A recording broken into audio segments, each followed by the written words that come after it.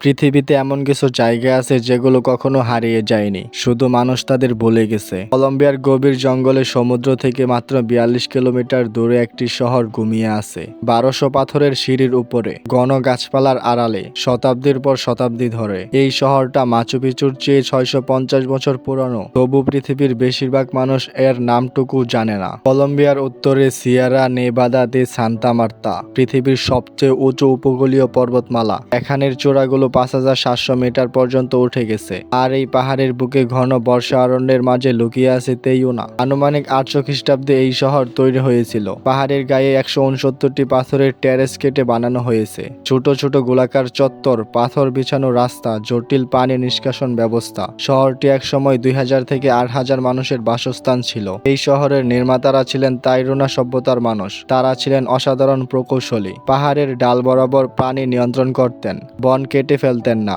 বনের মাঝেই শহর বানাতেন। প্রকৃতির সাথে যুদ্ধ না করে প্রকৃতিকে সাথে নিয়ে চলতেন। তারপর এলো স্প্যানিশ বিজয়ীরা ১৫০০ শতকে, বন্দুক, রোগ আর লোভ নিয়ে। তাইরুনা মানুষেরা বাধ্য হলেন শহর ছেড়ে পালাতে। ১৫৮০ থেকে ১৬৫০ সালের মধ্যে এই প্রাচীন শহর ধীরে ধীরে জঙ্গলের গ্রাসে চলে গেল।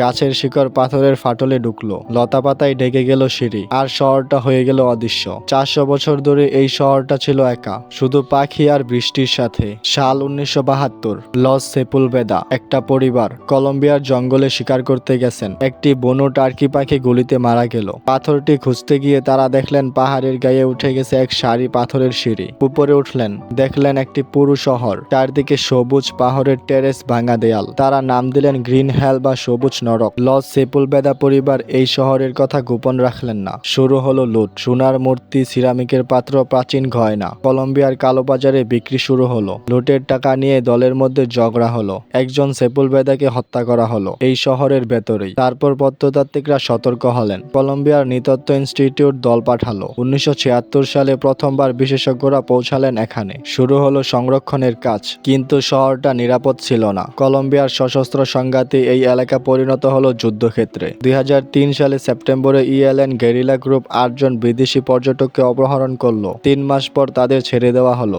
বছরের পর বছর এই পথ বন্ধ ছিল। এই শহর দুর্গম ছিল শুধু জঙ্গলের কারণে না, মানুষের হিংসার কারণেও। কিন্তু এই গল্পে সবচেয়ে গুরুত্বপূর্ণ সত্যটা হলো এই শহর কখনো আসলে হারিয়ে যায়নি। পুগি, উইওয়া, আরাহুয়াকো, কানকুয়ামো, তাইরুনা সভ্যতার এই বংশধররা কখনো এই শহরকে ভুলেননি। তারা এই জায়গাকে বলেন তেইউনা বা পূর্বপুরুষদের হৃদয়। লুটেরারা আবিষ্কার করার আগেও তারা নিয়মিত এখানে আসতেন। তারা ইচ্ছা করেই বাহিরের দুনিয়াকে জানাননি, কারণ তারা জানতেন বাইরের মানুষ এলে কি হবে। আর তাদের ভয় সত্যিই প্রমাণিত হয়েছিল। লুটেরারা এসে ঠিকই সব তছনছ করে দিয়েছিল। পেদ্রো এই এলাকাতেই জন্মেছেন। তার জীবনে ৩টা অর্থনীতি দেখেছেন। প্রথমে মারিজুয়ানা চাষ, তারপর কুকেন। তৃতীয়টা হলো শহর আবিষ্কারের পর পর্যটন। তিনি বলেন এই শহর আমাদের বাঁচিয়েছে। গেরিলা আর মাদকের বদলে এখন মানুষ আসে ইতিহাস দেখতে। প্রতিদিন হাইকাররা আসেন ৫ দিনের ট্রেকে, বুড়িতাকা নদী পার হন, কাদায় পা ডুবিয়ে হাঁটেন, গামে ভিজে সিঁড়ি বেয়ে উঠেন, আর সিঁড়ির শেষে হঠাৎ সামনে খুলে যায় পাহাড়ের বুকে এক প্রাচীন শহর। প্রতি বছর প্রায় ২৫,০০০ পর্যটক আসেন এখানে।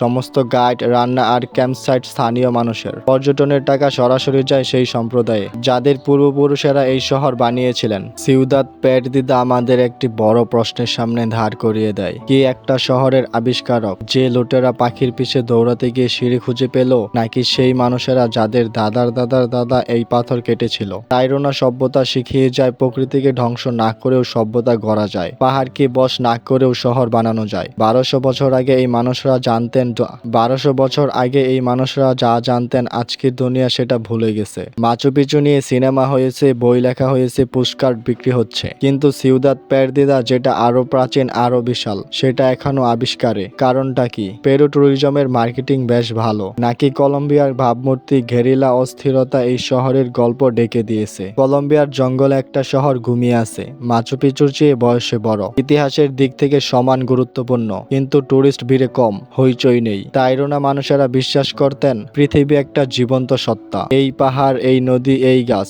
সবার নিজস্ব প্রাণ আছে। মানুষ এই পৃথিবীর মালিক না, মানুষ এর একটা অংশ মাত্র। সেই দর্শন নিয়ে তারা ১০০০ বছর বেঁচেছিলেন। স্প্যানিশরা এলো, সব শেষ করলো, আর তারপর থেকে পৃথিবী কেমন হয়েছে সেটা আমরা সবই দেখছি। তেইউনা কখনো হারায়নি, শুধু মানুষ ভুলে গিয়েছিল। আপনি কি কখনো এমন কোনো জায়গার কথা শুনেছেন যেটা ইতিহাসে গুরুত্বপূর্ণ কিন্তু কিন্তু দুনিয়া জানে না? কমেন্টে লিখুন আর চ্যানেলটা সাবস্ক্রাইব করুন এরকম আরো ভিডিও পেতে।